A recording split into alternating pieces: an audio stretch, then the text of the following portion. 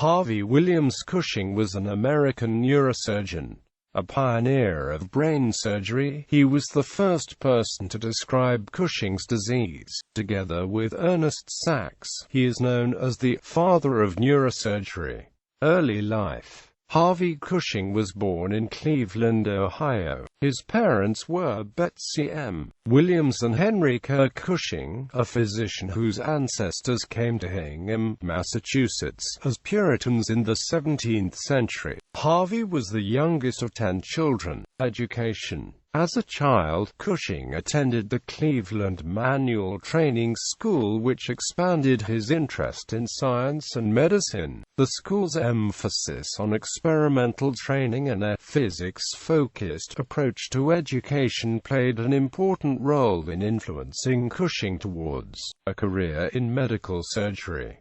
The school's manual dexterity training program also contributed to Cushing's future success as a surgeon. He graduated with an AB degree in 1891 from Yale University, where he was a member of Scroll and Key and Delta Kappa Epsilon. He studied medicine at Harvard Medical School and earned his medical degree in 1895. Cushing completed his internship at Massachusetts General Hospital and then did a residency in surgery under the guidance of a famous surgeon, William Stewart Halstead, at the Johns Hopkins Hospital in Baltimore.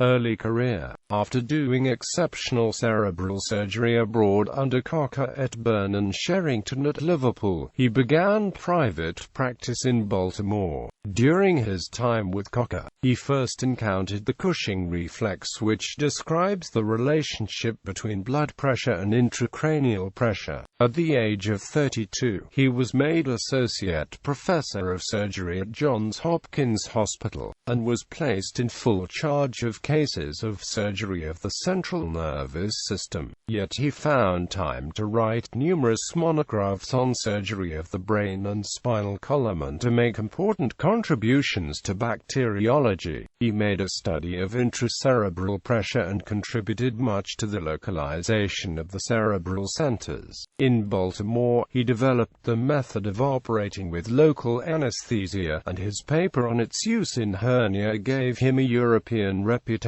In 1911, he was appointed surgeon-in-chief at the Peter Bent Brigham Hospital in Boston. He became a professor of surgery at the Harvard Medical School starting in 1912. In 1913, he was made an honorary F.R.C.S. He was elected a Fellow of the American Academy of Arts and Sciences in 1914. In 1915, before the Clinical Congress of Surgeons in Boston, he showed the possibility of influencing stature by operating on the pituitary gland. First World War. Shortly after the entry of the United States into the First World War, Cushing was commissioned as a major in the U.S. Army Medical Corps on May 5, 1917. He was director of U.S. base hospital attached to the British Expeditionary Force in France. Cushing also served as the head of a surgical unit in a French military hospital outside of Paris. During his time at the French military hospital, Cushing experimented with the use of electromagnets to extract fragments of metallic missile shrapnel that were lodged severely within the brain. He was mentioned in a dispatch by Field Marshal Sir Douglas Haig in November 1917. On June 6, 1918, he was promoted to lieutenant colonel and was assigned as senior consultant in neurological surgery for the American Expeditionary Forces in Europe. He served in the U.S. Army Medical Corps, attaining the rank of colonel on October 23, 1918. In that capacity, he treated Lieutenant Edward Revere Osler, who was fatally wounded during the Third Battle of Ypres. Lieutenant Osler was the son of Sir William Osler. Cushing returned to the United States in February 1919 and was discharged on April 9 of the same year. In recognition of his service during the war, Cushing was invested as a Companion of the Bath by the British government. In 1923, he was awarded the Distinguished Service Medal by the U. Army. Later career. Cushing was responsible for the Pulitzer Prize-winning biography Life of Sir William Mosler. From 1933 to 1937, when he retired, he worked at the Yale School of Medicine as Sterling Professor of Neurology. Cushing died on October 7, 1939 in New Haven, Connecticut, from complications of a myocardial infarction. He was interred at Lakeview Cemetery in Cleveland. Interestingly, an autopsy performed on Cushing revealed that his brain harbored a colloid cyst of the third ventricle. Legacy. In the beginning of the 20th century, he developed many of the basic surgical techniques for operating on the brain. This established him as one of the foremost leaders and experts in the field. Under his influence, neurosurgery became a new and autonomous surgical discipline. He considerably improved the survival of patients after difficult brain operations for intracranial tumors. He used X-rays to diagnose brain tumors. He used electrical stimuli for study of the human sensory cortex. He played a pivotal role in development of the Bovie electrocautery tool with William T. Bovie, a physicist. He was the world's leading teacher of neurosurgeons in the first decades of the 20th century.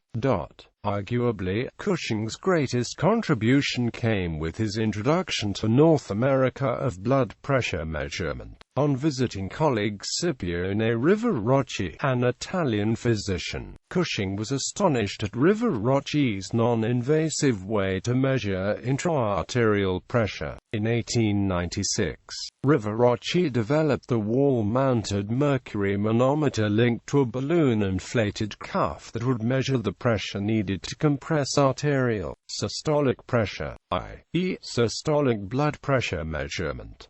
Rivarocci's design was based on a more primitive version developed by French physician Pierre Pétain. Cushing brought back a sample of Rivarocci's sphygmomanometer, and blood pressure measurement became a vital sign, and its use spread like wildfire across the U.S. and Western world as a direct contribution by Harvey Cushing. Its use remained until Russian physician Nikolai Korotkov included diastolic blood pressure measurement in 1905 with his modern sphygmomanometer, which also replaced the mercury manometer with a smaller, round dial manometer. Cushing's name is commonly associated with his most famous discovery, Cushing's disease. In 1912 he reported in a study an endocrinological syndrome caused by a malfunction of the pituitary gland which he termed polyglandular syndrome. Quote, he published his findings in 1932 as the basophil adenomas of the pituitary body and the clinical manifestations, pituitary basophilism. Cushing was also awarded the 1926 Pulitzer Prize for biography or autobiography for a book recounting the life of one of the fathers of modern medicine, Sir William Mosler. In 1930, Cushing was awarded the Lister Medal for his contributions to surgical science. As part of the award, he delivered the Lister Memorial Lecture at the Royal College of Surgeons of England in July 1930. Cushing was elected to the Royal Swedish Academy of Sciences in 1934, and a Fellow of the Royal Society of London. He served as President of the History of Science Society in 1934. Cushing was also a candidate for the Nobel Prize in Physiology or Medicine, nominated at least 38 times. In 1988, the United States Postal Service issued a 45-cent postage stamp in his honor as part of the Great American Series. Aside from Cushing's many accomplishments, he developed many surgical instruments that are still in use today, most notably the Cushing forceps. This instrument is used to grasp the thick tissues of the scalp during cranial surgery. He also developed a surgical magnet while working with the Harvard Medical Unit in France during World War I to extract bullets from the heads of Wounded soldiers. The Harvey Cushing, John-A. Whitney Medical Library at Yale University contains extensive collections in the field of medicine and the history of medicine. In 2005, the library released portions of its collection online, including the Peter Parker collection, which consists of a collection of portrait engravings and 83 mid-19th century oil paintings rendered by artist Lam Qua of Chinese tumor patients, and a biography of Harvey Cushing by John F. Fulton. In 2010, Yale placed on display Cushing's collection of brain specimens. There is also a collection of his papers at the National Library of Medicine. Family. He married Catherine Stone Crowell, a Cleveland childhood friend, on June 10, 1902.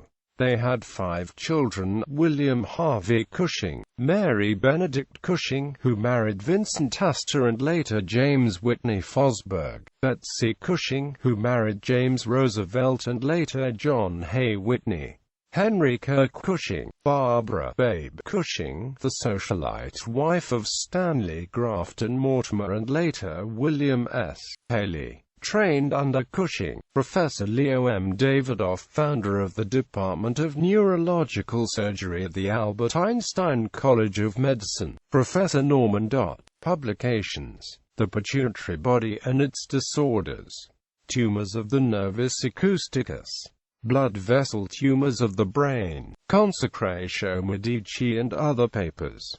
The Medical Career.